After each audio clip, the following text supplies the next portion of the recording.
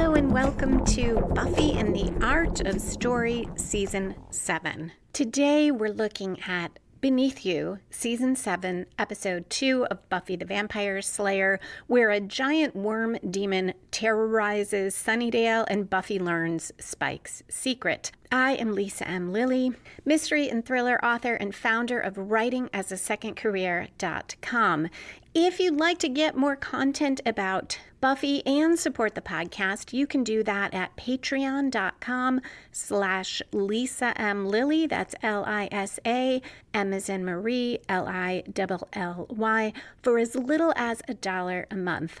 Along with the recap of Beneath You, today I'll be talking about how well the "from beneath you it devours" phrase fits or doesn't in this episode, the oddness of Spike with a soul, repeated exposition that slows the pace, and fun, well-written exposition that adds humor, as well as in the foreshadowing section how this episode fits in the Season 7 arc. Speaking of foreshadowing, as always, no spoilers in this episode except during that foreshadowing section at the end, but I'll give you plenty of warning. Okay, let's dive into the Hellmouth. Beneath You aired the first time on October 1, 2002. It was written by Douglas Petrie and directed by Nick Mark. It begins, as all good stories should, with conflict. As with the last episode, we once again have a prologue, and it is very similar. It takes place, though, in Frankfurt, Germany, not in Istanbul. And a young woman with pink hair and a nose ring, dressed all in black, races through some wide corridors alone, gets outside, but is being pursued by hooded figures. She climbs over a railing down to a lower level.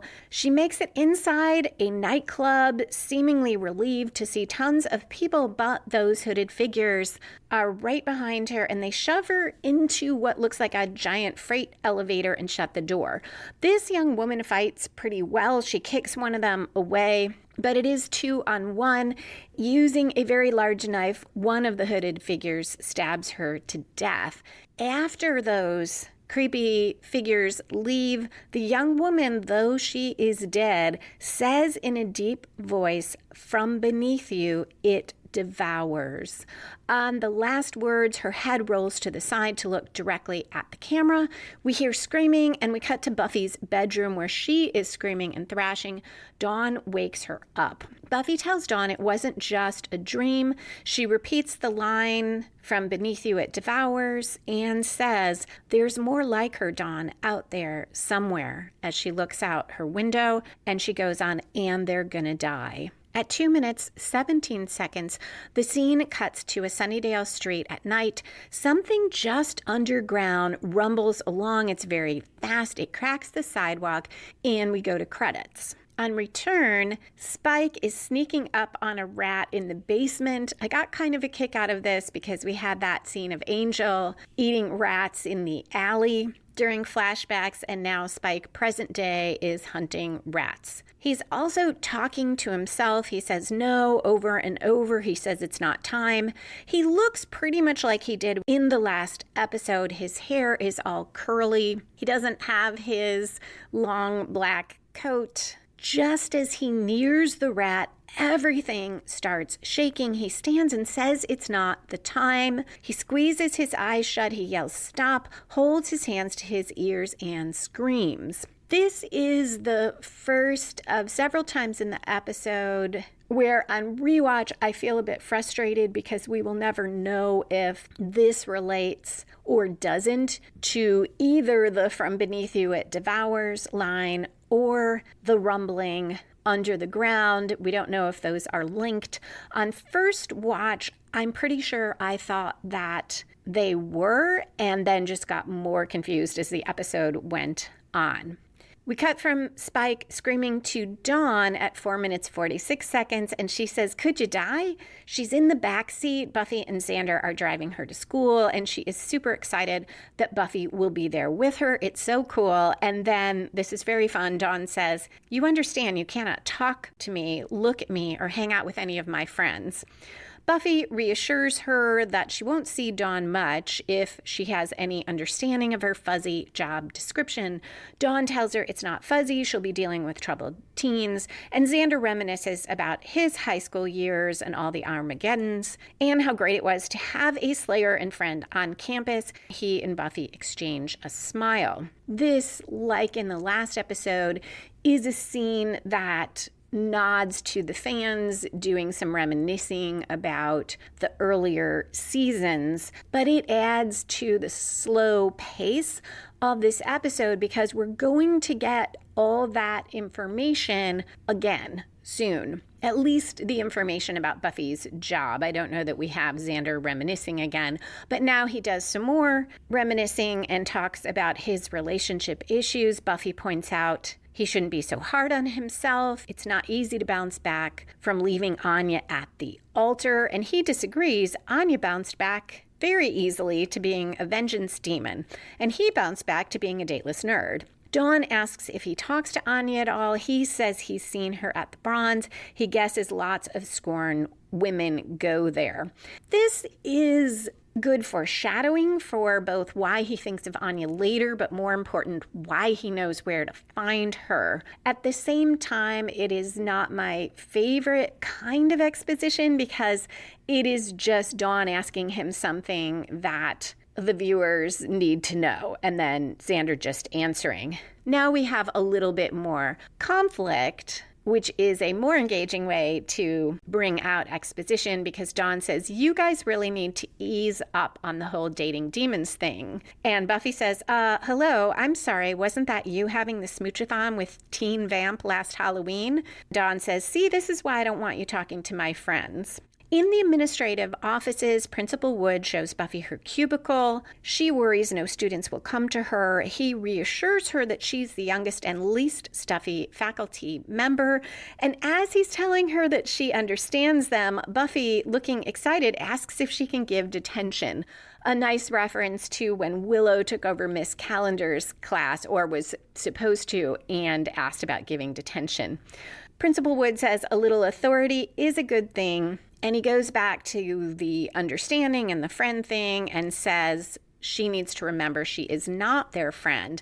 And he says, trust me, you open that door and these students will eat you alive. Buffy responds, you heard about Principal Flutie, right? Robin says, And Buffy says, forget it. Great callback to Principal Flutie, rest in peace, who got eaten by his students when they were possessed by hyenas. I enjoyed this exchange, but it more than covers Buffy's job, so we didn't need Dawn to tell us about it in the beginning, and we're going to have even more exposition about Buffy's job in a moment. For now, Robin Wood jokes about how kids only understand the boot, the bat, and the bastonada. And it's super awkward because Buffy just looks at him and he says it's a joke, but no one understands what a bastonada is.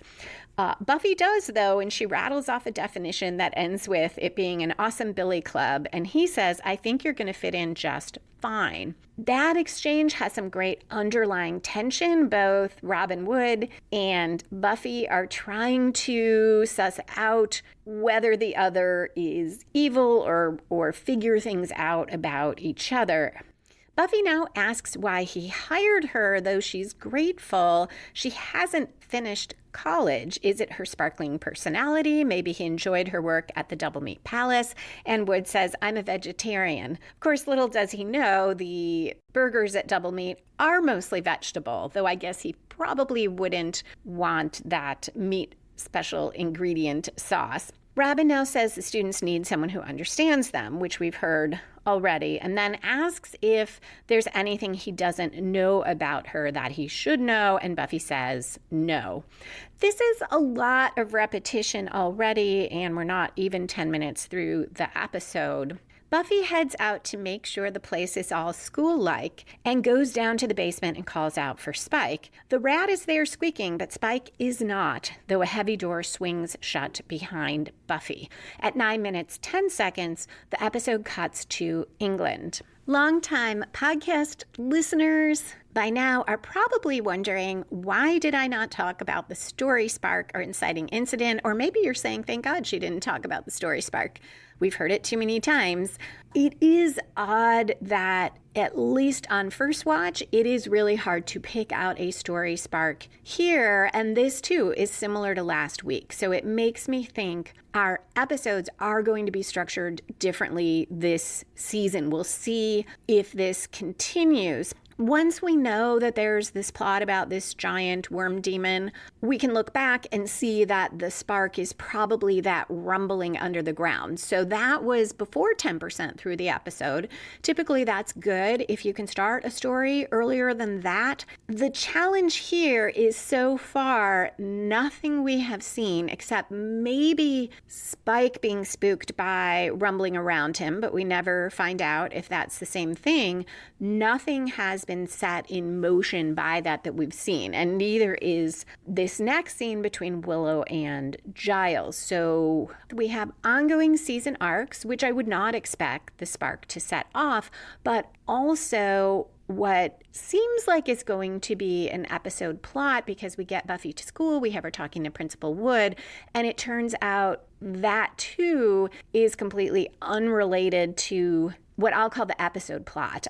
I don't even feel like we could call it a main plot. It's an episode plot about this worm demon. So Robin and Buffy, that is also moving along season arcs. And that's why the first time through this episode felt very slow, because it's hard to know what the story is going to be. And even on rewatch, when I know where everything's going, I feel that way as well. Willow is now sitting in the foyer of Giles' house, looking out at pastures and trees and a gray sky and sitting on a large suitcase.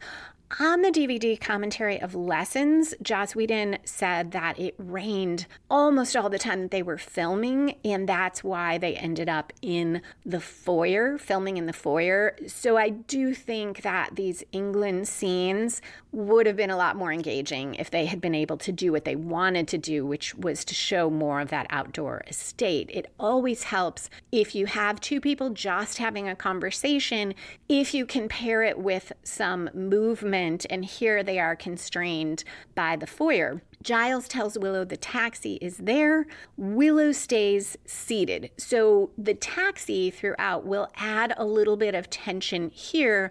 We can tell Willow's not ready to go because she doesn't make a move. And he tells her about this quaint British tradition of getting in a taxi when it arrives. Willow is afraid to go home. She feels she's not done with what she needs to learn. And Giles tells her it's her fear talking. And Willow argues that he's always telling her to trust her instincts. Shouldn't she trust this instinct? She's afraid she'll screw up again. The taxi honks, keeping up some tension here, which is good to have something to do that in a long back and forth like this. Giles tells Willow she could stay longer, but exactly what is she afraid of? And Willow talks about the Hellmouth getting rumbly again, and now she knows it has teeth, and are they literal teeth? Does she have to be a bigger badass than the source of all badness? What if she goes all homicidal again? Giles cuts off one of her what ifs and fills in, they won't take you back. And Willow nods. And I love this, Giles, that all those fears are real that Willow expresses, and they're serious concerns, but he can see to the heart of what she really is having trouble facing. And he tells her they could spend 2 more years training, but there's no way to know if the friends she left behind are still her friends. But he says, you may not be wanted, but you will be needed. We're now at the part of the episode where often we'll see the first major plot turn that I think of as the 1/4 twist. That should come from outside the protagonist, spin the story in a new direction, and raise the stakes. And again, very similar to last week, it is at this point that we finally see the episode plot. We got that tiny little spark of a rumbling underground. Now we'll see what that's about. It does spin the story in a sense, because up until now, none of the story has been about that. But it feels more like, oh, okay, this is where the episode plot begins at 11 minutes, 39 seconds. It's evening in Sunnydale. A young woman, who we'll find out is named Nancy, walks a little dog, and she calls to it to hurry up. She has her back to it and she sighs and says to herself, could have gotten a cat, but no. There's a loud crunching sound, squealing. She turns and there is a hole in the sidewalk, but her dog is gone. Then something yanks on the leash, pulls her toward that hole. She's flat on her stomach on the sidewalk and stops just short of that crater, and something we can't really see rears up and roars. Nancy screams. She's able to get up and she runs right into Xander. The scene cuts to Buffy's living room. She's bandaging Nancy's hands. Nancy tells them what happened, but it takes a bit for her to get it out because she doesn't think they'll believe her. They reassure her that they've seen things too. And Nancy during this says something about, you hear things about Sunnydale. Maybe she says this a little later, but it is a nice nod to, after all these years, people in Sunnydale are starting to be a little more conscious of what's going on. In season 1, we were told people forget what they can't understand or they explain it away. It's nice to get a nod to the idea that at some point, most people in Sunnydale have at least heard about all these scary things and enough that they think they might be real. Nancy talks about hearing this rumbling like an earthquake before it came out of the ground. And Buffy says, from beneath you, it devours. An added moment of frustration for me on rewatch because ultimately I don't think this episode ever answers whether the beneath you it devours is supposed to be this giant worm monster. I was so let down on first watch when we got to the end because I thought, oh, that's it? It was a worm monster with teeth, and why is Willow talking about a hellmouth with teeth, and what does that have to do with this girl?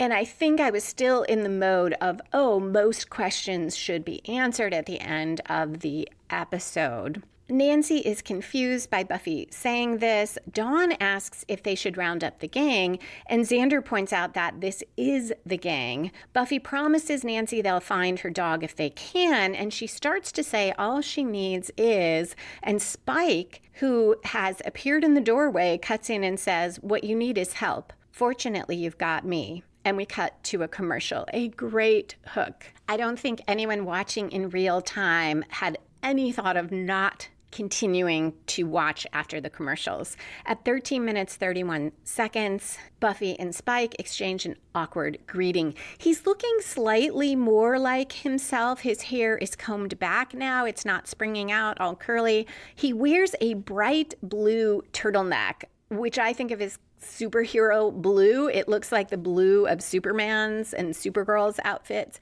and black pants. Nancy asks who that is. Xander says it's Buffy's ex, and Nancy guesses it's more complicated than that. Buffy says Spike's changed, new clothing, better hair, not so much with the crazy, but what does he want? He points out he doesn't like being there, surrounded by people who don't like him, and Xander quickly suggests, well, they could make him leave. But Spike tells Buffy they need to talk. Spike tells Buffy the last time she saw him, he was a mess out of his head, and he alludes to living in the school basement. Dawn gives Buffy a look, as does Xander. And I can't remember if I mentioned this in the regular episode on lessons or only in my bonus episode for patrons, but on the DVD for lessons, Whedon said Buffy was up to her old tricks of holding things back and lying about Spike. And I questioned whether that was what was going on. I thought with everything happening, Buffy just wasn't ready to say anything about Spike right then, but that she might tell Dawn later. But it turns out she did not. Buffy tries to explain. She says things were insane in the basement, referring back to those ghost zombies, and they can talk later. But Dawn is irked, and I like that she is not whiny like last year. She just points out that Buffy only lets them in when she wants to. Spike starts to interject, maybe to defend Buffy, and Xander tells him to shut up. Buffy goes to stand with Spike in the foyer of the house and tells him not to say he's sorry, no doubt referring to his attack on her last season, and asks what the hell he wants. He tells her he wants to help, but was hoping she could tell him with what. She's the slayer, the one who gets visions. He's just a guy with his ear to the ground who can feel that something's coming. He's not sure what, but it's so big and ugly it makes them all look like little puzzle pieces. More words of warning about something big, something ominous, which Willow talked about last episode and referred to again this time. He asks Buffy if he's wrong. Buffy has a great line. She says, "Everything about you is wrong, Spike, but something is coming." So despite her suspicions, she accepts his help. She tells everyone they'll split in pairs. This thing is burrowing through the ground, meaning it has strength and power they don't usually deal with. I'm not quite sure I buy that logic. I suppose vampires couldn't burrow through the ground, but we've seen some really strong vampires and other demons. But regardless, Buffy is sure about this. She tells Xander to take Nancy home, to drive, don't walk, and go right inside, which is probably a nod to it might be safer for Nancy if Buffy went with her. Nancy quietly asks Xander if his girlfriend is always this commanding. He's confused, but then rushes to explain that Buffy's a girl and a friend, but she's not his girlfriend. Dawn motions to Xander, suggesting that he's drooling over Nancy. Xander's not okay with Spike going with Buffy to check out the scene, and he says quietly as an aside to Buffy that Spike tried to rape her, and Buffy responds, and he failed. She is stronger than Spike, and she's going to stick with the plan. They head out with weapons, and Dawn, very funny here, says, "I'm Command Central, so everyone check in with me." And then she does a little bit of a frown. "Okay, I'll be here doing my homework, but the other one sounded cooler." Buffy smiles and tells her to be safe. And it's a really nice, quick way to show that their relationship has improved a lot.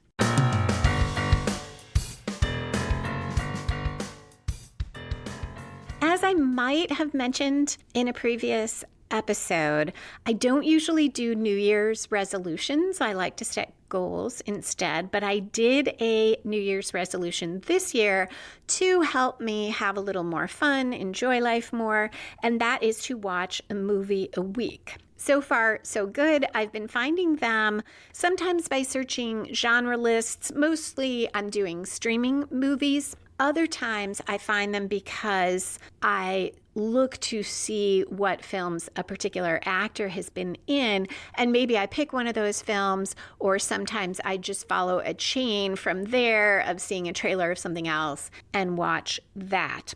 One of the ones fans of Buffy might enjoy because it has a somewhat similar tone is The Final Girls. I found it because I like Nina Dobrev from The Vampire Diaries. She is not the main character, but she plays one of the main character's friends. And the premise is that Max, the protagonist, has a really close relationship with her mom, who's a fairly young mom and an actress, and she starred in a movie called Camp Bloodbath and its sequel. It's a cult classic horror movie, and she's most known for that. She really would rather be known as a serious actress. And after she gets killed when Max is still a teenager, Max and her friends, including the character played by Nina Dobrev, end up in Camp Bloodbath. They have to stay with the character who will be the final girl, the one who never has sex and who survives and defeats the evil killer or monster. But because they enter the movie, they throw off the plot, so they've got to figure out who that is. And in the process, Max starts bonding with the character her mother plays. It's a really nice mix of horror and humor, and it's a lot of fun, and there is some real character growth in the movie and some genuinely well-developed relationships. I don't have any rules for the movies I choose, but mostly I am looking for films that feature three-dimensional women characters, ones who aren't there just to say a line and walk off or just to talk about the men in their lives, women characters who have lead roles. If you want to check out what I'm watching and see my brief take on each movie, you can do that on my author website, lisalilly.com. Just click on the item that says blog, and you'll see a list on the side of the different movies, as well as back Buffy in the Art of Story episodes.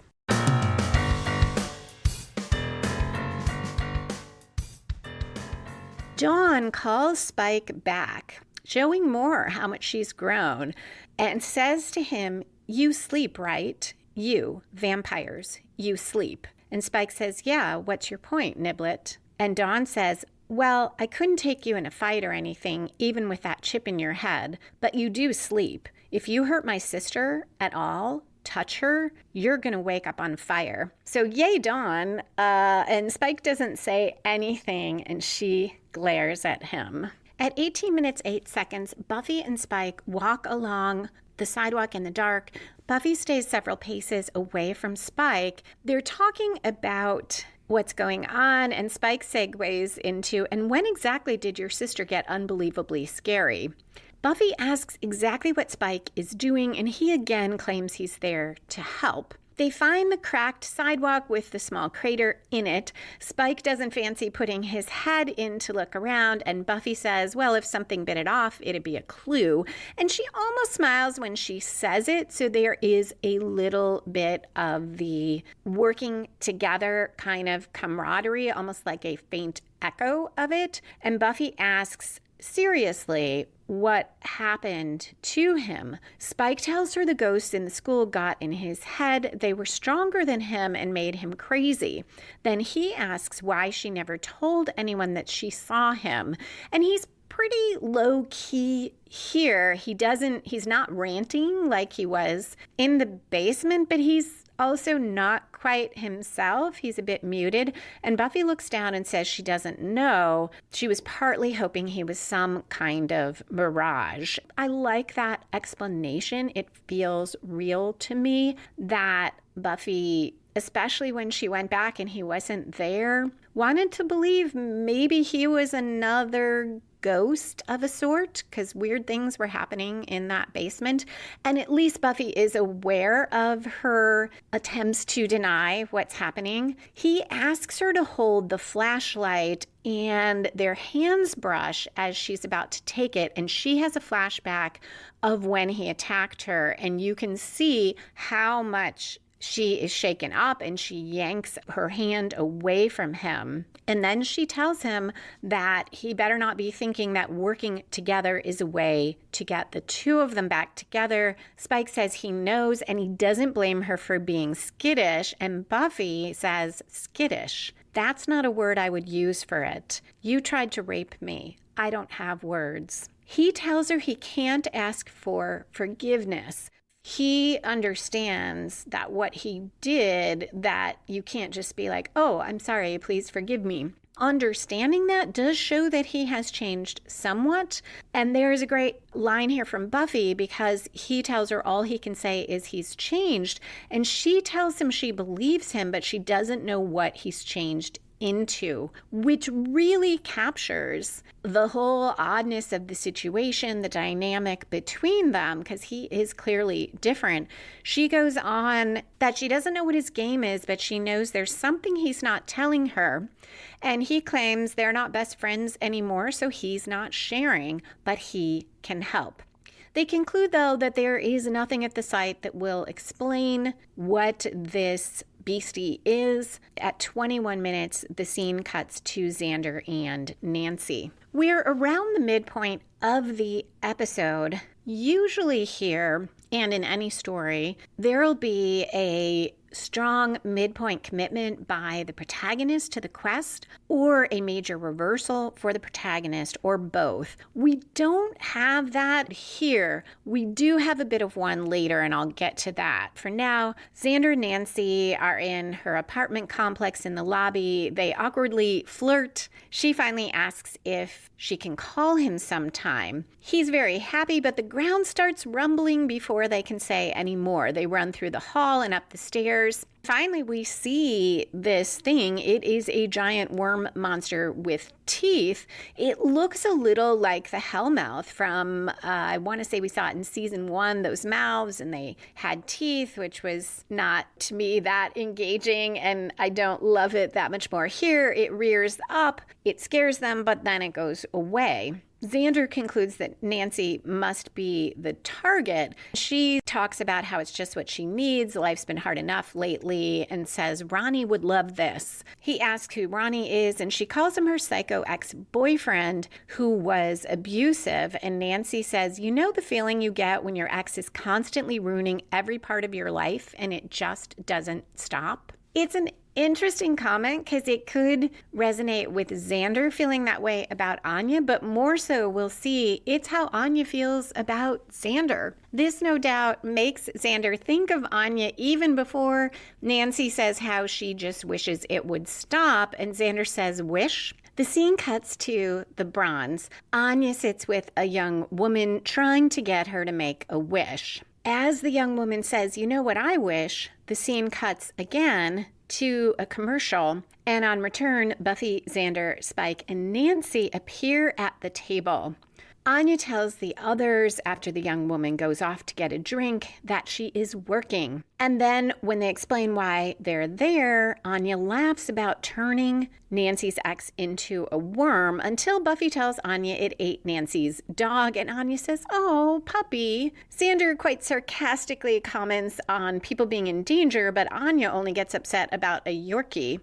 Nancy asks about the tension between Anya and Xander. Xander explains Anya is his ex. Spike and Anya squabble a bit, and Anya says, hey, hands off the merchandise, Spike. You don't get to go there again. Spike says, please, I've already forgotten our little time together. Nancy says, but you and Spike, and Anya says, had a thing. Spike says, didn't last. And Nancy says, but you're Buffy's, and Spike says, briefly, and Buffy comments, never serious. Nancy says, is there anyone here who hasn't slept together? Xander and Spike exchange a look. This is some very fun and funny exposition, and the show is poking a bit of fun at itself.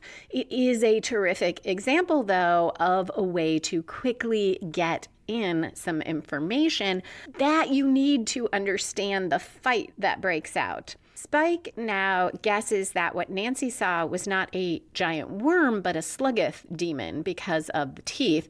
Anya says so she just embellished a little, and she is not happy when Xander tells her to undo it. She has rules to work with. And then Anya starts taunting them all for being so human, but then looks in Spike's eyes after he says he's not human, he's a demon, and she says, oh my God, twice, and then asks over and over how he did it. The others are confused. Spike tells her to shut up, and he finally punches her. Nancy runs as a huge fight breaks out. In terms of the episode plot about trying to save Nancy from this worm demon, this is a midpoint reversal. They're trying to protect Nancy. She runs off, which is a really dangerous thing for her to do, and it's because of Buffy and her friends getting caught up in their own drama. Anya puts on her vengeance demon face. Spike calls her a bitch. Buffy tells him he hasn't changed and punches him. And Spike says, working out some personal issues, are we? He is being really sarcastic. He's got this kind of wicked grin and says it's first contact after you know when, and asks if she's up for another round in the balcony, referring to the episode where they had sex in the balcony. And he taunts her about trying to figure him out. This whole scene shows how weird Spike is, because he isn't taunting her the way Spike of previous seasons did, and he's not at the moment ranting and raving, and he's not the quieter, more sober-seeming Spike of earlier. And it's such a shift from when he acknowledged that he couldn't ask for forgiveness or say he was sorry for what he did to her, and now he is making fun about it. There is a lot of dramatic irony in this episode, which is where the audience knows something that the main character does not. And here, we know quite a bit that Buffy and her friends don't. We know Spike got his soul back. We know that he is seeing people in the basement who are talking to him, that they're taking different forms, including Buffy, and that could explain some of Spike's issues. But like Spike, we don't know where those voices are coming from. We don't know why he is seeing those things. Thinking about this makes me think that the episode plot, or a second episode plot, is Buffy finding out about Spike. And that probably has a stronger plot line because Buffy purposefully goes to look for Spike much earlier than we find out about this worm demon. We saw the rumbling underground, but we have no idea if that's connected to the prologue or what it relates to. It doesn't set anything off at that time, but Buffy looking for Spike, Buffy is purposefully doing something. It is at least a subplot, or perhaps these are two equal plots or subplots for the episode. Xander interrupts the fight to tell Buffy Nancy is gone. She clearly wants to stay and keep fighting, but she tells Xander, get Anya to reverse the spell, and she runs out after Nancy. We're not quite 3/4 through the episode, but I do think we get another major turn here. Usually that last major plot turn grows from the midpoint and takes the story in another new direction. And we do have that, albeit very quickly. Buffy now has to go after Nancy, and it is going to be about protecting Nancy and about getting Anya to reverse the spell, which is something Xander's going to do. Nancy stalks through a darkened street, complaining aloud to herself about she always surrounds herself with freaks. There's more of that rumbling, and she runs, calling out for help.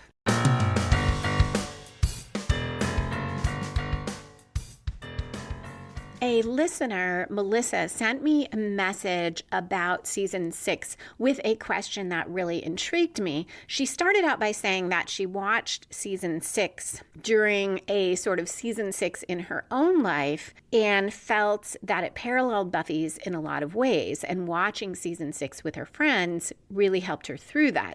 And she goes on, clearly story structure is very important to you, and I'm wondering if there are any episodes that don't work in terms of your story rules, but that you love or deeply connect with just because the material is close to your heart in some way. I have thought about this a lot since I got this question, and I responded by email saying I would need to think about it and would consider it as I went through the season 3 episodes that I'm working on in the Buffy and the Art of Story books, and I'll certainly keep thinking about it in season 7. It reminds me of something Joss Whedon said in one of the DVDs, which was that if the emotion lands with the viewers, they will forgive plot holes or inconsistencies. Now, he wasn't talking about overall structure, but I agree. If something really hits you emotionally, plot holes or some character inconsistencies, you're willing to go past them, and I will as well. But I had to really think about, is there a Buffy episode that just does not have much of a story structure, whether it's the one I talk about here or the 3-act structure or some sort of fairly clear plot turns. Are there any that still land with me?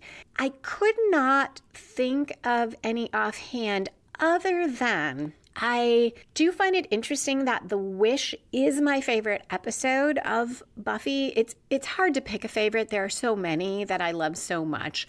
But The Wish really speaks to me for whatever reason. And in a lot of ways, it is not a traditional plot structure because we have Cordelia, the protagonist, who dies during the story, and that is really hard to manage and make work, and it makes it a little harder to pick out certain plot turns or follow the plot. That being said, it's still a very well structured story. The best comparison I can make is not to anything in Buffy, but it's to a time in my life where Probably had I been able to watch season 6, it would have really resonated with me, but Buffy the Vampire Slayer wasn't even on TV yet. And I used to watch the daytime soap opera All My Children. I had watched it on and off because a couple places I worked would put it on at lunchtime while we were eating. But during this really difficult time, it was about 9 months where I had really pretty serious depression, very strong anxiety. I couldn't work for part of that time for other reasons. And my brain was just always going. And the couple months when I wasn't working, I had a hard time getting off the couch. And that hour when I watched All My Children was the only time my brain really shut off and I enjoyed something. And a lot of it was I resonated with the stories. I'm almost certain if you looked at an episode of All My Children or any of the daytime soaps, that they did not have this type of plot structure. They typically followed maybe 3 storylines, and it was always just things get worse, things get worse. There's a crazy plot turn that is so over the top and ridiculous and probably did not directly follow from anything else. But what I related to was that feeling of life just being out of control and throwing one thing at you after another. It made me feel better somehow. And that is probably the one story where it had zero to do with the plot structure. Certainly there was lots of conflict, and conflict is story. I learned a lot about conflict from that, but I do not think it had a solid structure in the sense that I look at it for most stories now. And I was very invested, especially in the character who was the closest to my age, though I did not have the same problems as she did. She was struggling to get her life on track. So that is the closest I get. By the time I watched Buffy season 6, I was in a really different place. I don't know how it might have hit me, if it would have resonated much more with me if I had been able to watch it during that other time in my life. Aside from that, I suspect for me, both the structure and the emotion have to land, because for me, usually what I want from fiction is the kind of structure and order that you don't get in real life. And I think that is why I love Buffy so much, because typically it does all the things so well. It has that structure I like, but it has got those emotions that grip me, and it's got those characters. So thank you, Melissa, for that question. It really made me think about what is it that speaks to me in stories. And I am going to keep an eye out for that in season 7 in particular, and see if there is any episode that I love that really speaks to me that does not have a clearly defined structure.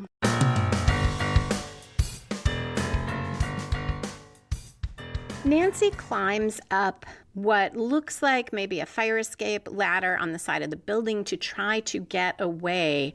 Buffy arrives to try to save her, and the scene cuts to Xander trying to convince Anya to reverse the spell. Anya tells him DeHoffrin's angry at her. Hallie pointed out that Anya isn't doing what she needs to as a vengeance demon. Xander says, oh, Anya has nice friends, and Anya counters that she did have nice friends and bridesmaids and everything until he dumped her at the altar, and Xander tells her that excuse eventually stops working. I see this as part of the theme of the episode. At the very least, it's about the ways what we did and shows in the past affect the present. We see that with Spike understanding he can't ask Buffy for forgiveness, with Buffy struggling with, does she accept help from Spike now as he is now? Does she stay away from him because of what he did in the past? She recognizes that he has changed but is wary. And here, Xander and Anya are both struggling with the way that Xander leaving her at the altar affected their lives since then. Dawn is really the only one who is in pretty good shape emotionally in this episode. Not to say the others aren't, but she's the only one who has come through the traumatic things of the past and is clearly doing much, much better. We're now at the climax, which came up very fast after the story getting going, taking a couple turns. We're already at the climax where the opposing forces have their final confrontation and the main conflict resolves. Buffy swings in on a rope. She was above on a building, grabs Nancy, gets her out of the demon's way, but not for long. They're on the ground. The demon is threatening again, but now Spike appears and he grabs a pipe and starts fighting the demon, which he can do because it's a demon.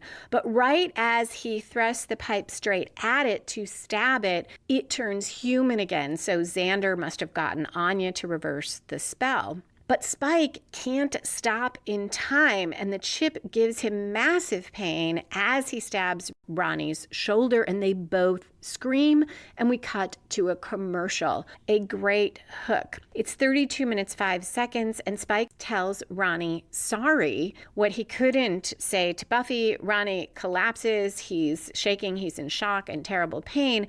Spike starts rambling, saying things like, "God, please help me," which pisses Buffy off because Spike doesn't need help. Ronnie does. She calls 911. Spike is talking to someone we can't see. Sometimes he's responding to Buffy. He's ranting.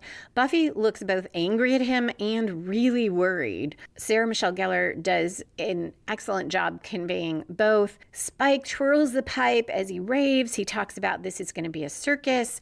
Then he crouches and looks at Buffy face to face and warns her this is just the beginning. There will be death and horror.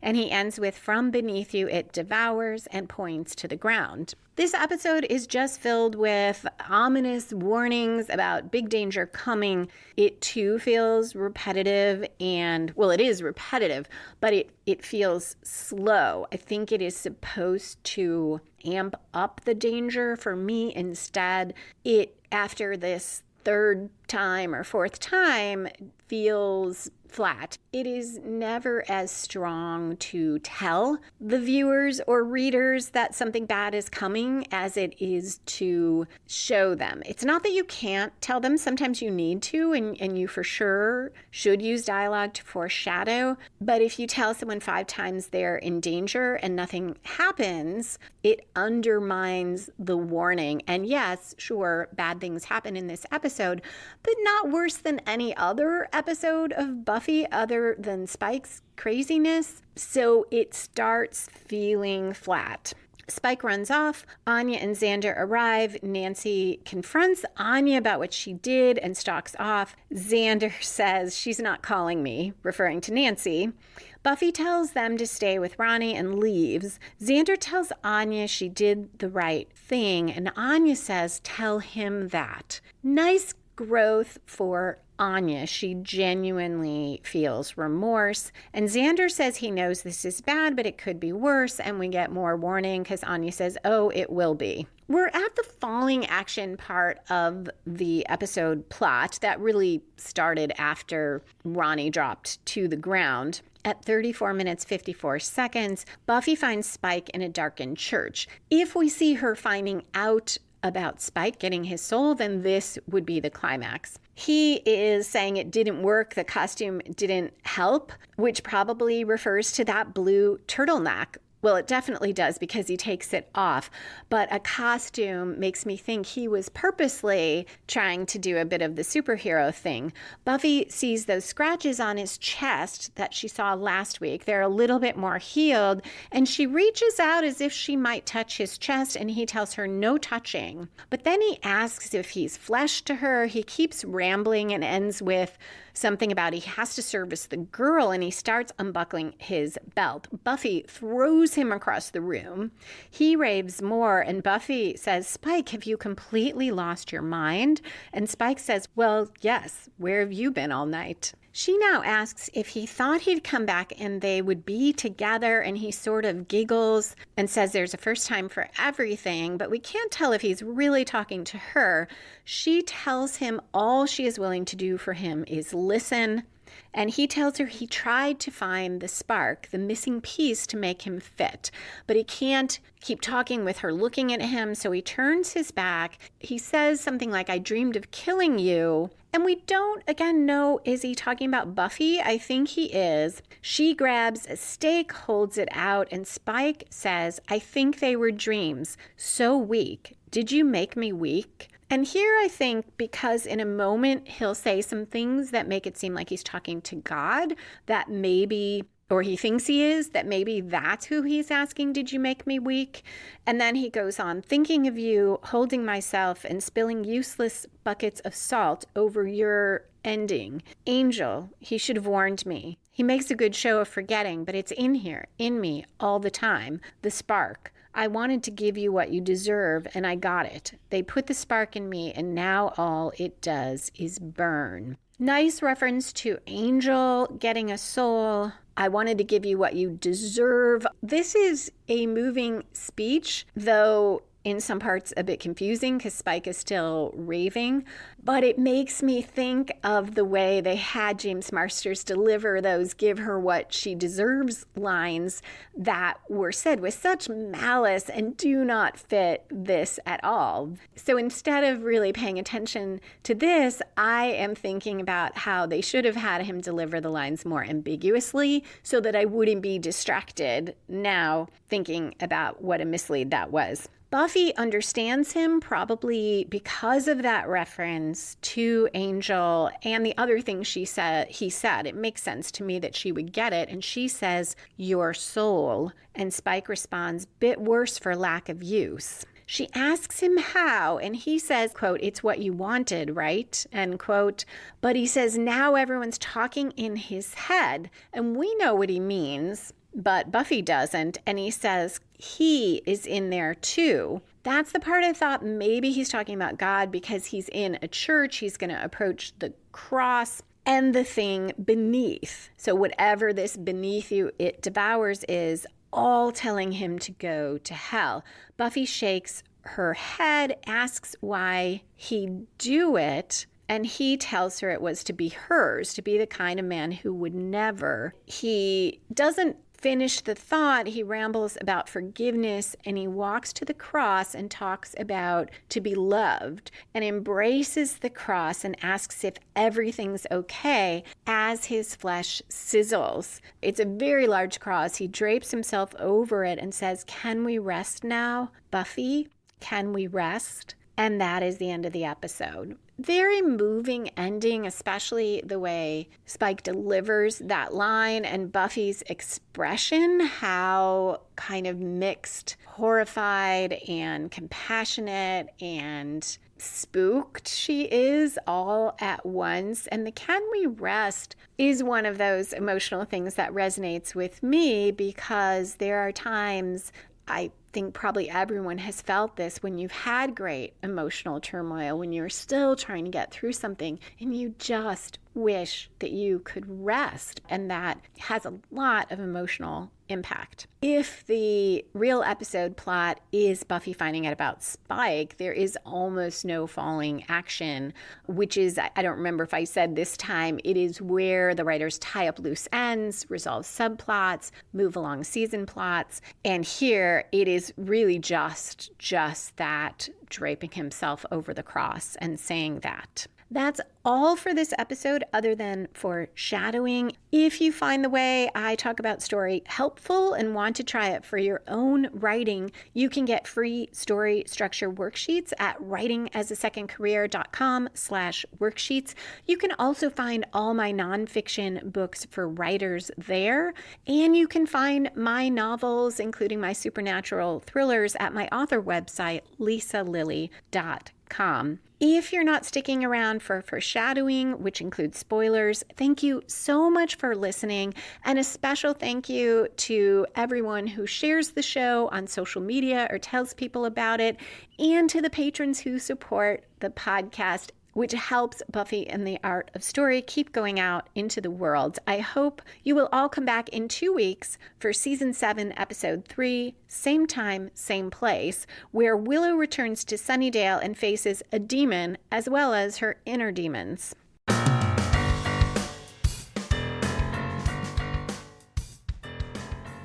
so much, as I mentioned, of this episode is really about setting up the season and less about the episode plots. I hesitate about calling Buffy finding out about Spike an episode plot. It is a subplot of the larger arc of Spike. What is going on with Spike? What will happen with his and Buffy's relationship, and how complicated that will be is shown here, not just by the Buffy and Spike interaction, but by Xander's wariness about Spike. Unlike through a lot of season 6, I completely get why Xander is saying, I'm nervous about you going off with this guy.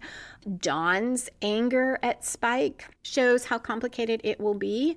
So that begins a season arc. Now Buffy knows Spike has the soul, and she knows he has changed, and she knows there's something else going on, but not what.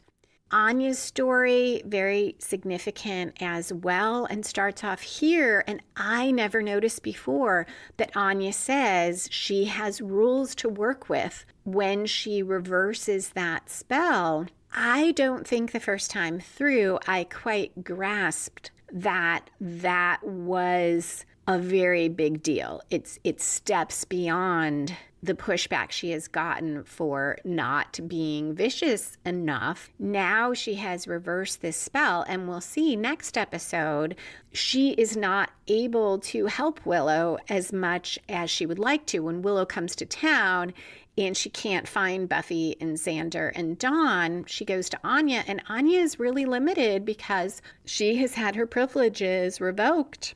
And that foreshadows down the road in Selfless, where Anya slaughters the frat boys and then wants to take it back, and her punishment is that Hallie's life is taken. And I don't think I mentioned last week what a great foreshadowing that was, or a great way to set up her and Hallie when Anya says, shouldn't all my demon friends be here? And Hallie says they are. Hallie is it for Anya. As the season goes on, she really can't be part of the Scooby Gang anymore. It is kind of weird that Buffy doesn't try to stop Anya sooner.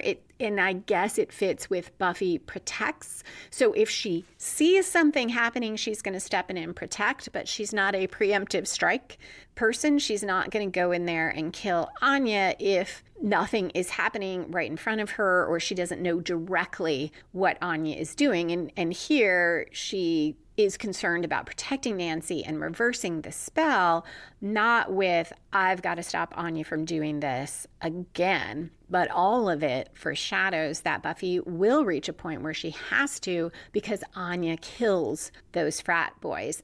That is probably why we're told that Anya isn't all the way in the vengeance game, that she's doing things like making some guy turn French. Because if she were, I guess I might walk back what I said a little, if she were, Buffy probably would have to go stop her, as she does in Selfless. This episode also gives us the first real hint that there are potential slayers out there and they are in danger. Last time, it did foreshadow the potentials a little, that prologue with the young woman in Istanbul, but we aren't told that she is a potential slayer. It seems more clear in this prologue because Buffy has the dream about it. Last time we didn't know if Buffy was aware. We still don't know. This time she knows, and she says there are more out there and they're going to die. This foreshadows the danger to the potential slayers. Of course, we get for the first time from Beneath You, it devours. It would be hard to miss it in this episode. I would love to hear what everyone thinks of that phrase. For whatever reason, it never landed for me, even if they hadn't said it 4 times, kind of robbing it of its power, or maybe it was 3 times. It just never felt like an ominous enough phrase to me, and it always felt kind of comical, especially because we have a worm demon with teeth. We have talk about a hellmouth with teeth, which feels kind of comical as well. That phrase just never resonates with me. I love Spike not telling Buffy things, and the fact that he doesn't and that he is so all over the place. Buffy can't tell what he changed into. We as viewers, despite that we know more than Buffy, we have no idea what the deal is with him. And that foreshadows the whole season where he sometimes is being controlled by the First, sometimes tortured by the First, and not always in control. He doesn't know when the First is making him do things. Finally, Spike stabbing Ronnie despite his chip foreshadows that Spike will kill others. It's different circumstances because the chip does activate here, and this mostly plays by the rules. When Spike is fighting the demon, it is a demon, and he goes to stab and he just can't stop because Ronnie turns right before the pipe is going to go into his shoulder. So Spike can't stop it. That fits with the rules of the chip, but I don't think it could be a mistake that we see Spike kill someone despite his chip and despite his soul over circumstances he cannot control. A good foreshadowing of that he won't be able to control himself at different points during this season. That is it for foreshadowing and spoilers. Thank you again to everyone who listens. Come back in 2 weeks for Season 7, Episode 3, same time, same place, where Willow returns, but she and the gang can't find one another, and a demon captures her. You can listen to back episodes of Buffy and the Art of Story at lisalily.com/BuffyStory or lisalily.com/YouTube. Comment on the episodes or connect with me on Instagram or Twitter at Lisa M. Lilly, or by visiting the Buffy and the Art of Story Facebook page, or email your comments to buffystorypod@gmail.com. Find book editions of Buffy and the Art of Story at lisalily.com/BuffyBooks. Music for this episode was written and performed by Robert Newcastle. Buffy and the Art of Story is a production of Spiny Woman, LLC, all rights reserved.